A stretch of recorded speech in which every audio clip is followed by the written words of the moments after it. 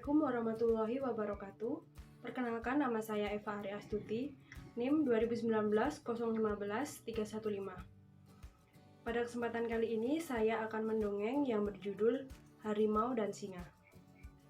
Berikut adalah dongeng yang berjudul Harimau dan Singa. Di sebuah hutan yang lebat dan rimbun, hiduplah seekor singa yang banyak hewan-hewan lainnya yang hidup di dalamnya, seperti gajah, harimau, rubah, jerapah, ular, musang, monyet, dan masih banyak lagi hewan lainnya. Singa yang merupakan raja hutan yang memiliki sifat angkuh, sombong, kejam, dan sering meremehkan orang lain, sehingga hewan-hewan yang hidup di sekitarnya pun merasa takut dan tidak berani membantah atau melawan si singa. Pada keesokan harinya, singa merasa kelaparan dan memutuskan untuk mencari mangsa ke sebuah tempat. Singa menelusuri hutan sambil merintih kelaparan. "Aku sangat lapar. Aku ingin makan," rintih si singa sambil berjalan perlahan-lahan untuk terus mencari mangsa. Sesampainya di suatu tempat, singa berhenti melangkah dan berteduh di bawah pohon. Karena singa merasa sejuk, merasa nyaman di bawah pohon tersebut, singa pun tertidur. Saking lelapnya tertidur, singa pun lupa hingga hari sudah menjelang siang. Tak lama kemudian, si singa mendengar sesuatu. "Hei, siapa yang datang? Mengganggu tidurku saja," teriak singa dengan nada marah. Singa pun bergegas untuk mencari sumber suara tersebut. Setelah singa menghampiri dan mendekatinya, ternyata singa melihat seekor rubah. Dengan mengendap-endap, singa pun menghampiri rubah tersebut. Akhirnya aku mendapatkan santapan untuk siang ini," saut singa sambil berjalan menghampiri rubah.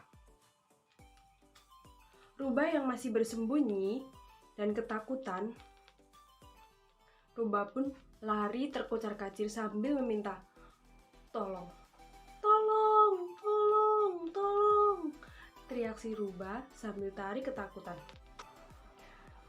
Hewan-hewan lainnya tidak berani untuk menolong rubah, karena hewan lainnya takut akan menjadi santapan si singa yang sedang kelaparan. Tak lama kemudian, datanglah seekor harimau. Harimau yang memiliki sifat cerdik dan baik hati ini datang untuk menolong rubah yang sedang dikejar-kejar singa. Harimau berhasil memberhentikan singa dan rubah. Si harimau pun yang berhasil menghentikan rubah dan singa. Ia pun bertanya kepada mereka berdua, "Kenapa kalian kejar-kejaran?" tanya harimau kepada si rubah dan si singa. Si rubah pun langsung lari ke arah si harimau. Ia pun berkata, "Singa ingin memangsangku. Ia ingin menjadikan aku santapan siangnya," saut rubah sambil ketakutan. Singa pun berkata, "Hahaha, jangan jadi sok jagoan kamu harimau. Dia sudah menjadi jatah makan siangku. Aku sudah tidak sabar ingin memangsanya. Aku sangat lapar. Aku ingin makan siang," teriak si singa dengan nada angkuh kepada harimau. Singa pun bergegas menghampiri harimau yang telah menghalanginya untuk mendapatkan santapan makan siangnya. Singa yang merasa dirinya kuat dan tidak dapat dikalahkan oleh hewan manapun yang ada di hutan tersebut langsung menyerang harimau.